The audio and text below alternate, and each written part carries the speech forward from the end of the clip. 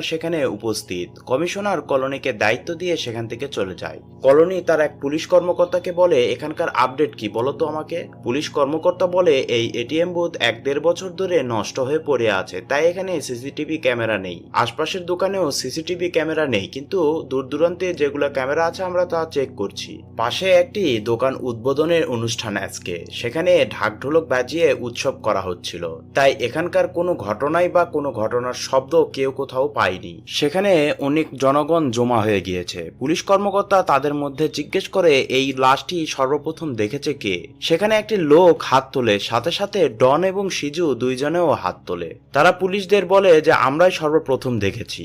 আর অপর পাশে যে লোকটি দাঁড়িয়ে আছে সেই লোকটিও বলছে যে না, আমি সর্বপ্রথম দেখেছি। মানে সিজু আর ডন ওই লোকের সাথে কাইন্ড অফ তর্কাতর্কিতে জড়িয়ে যায়। মানে বুঝতে পারো এরা দুইজন কি টাইপের সাইকো, নিজেরাই খুন করেছে আবার বলছে লাশ সর্বপ্রথম আমরাই দেখেছি। মানে এক কথায় সাক্ষী দিয়ে নিজেদের দায় এড়ানোর চেষ্টা আর কি।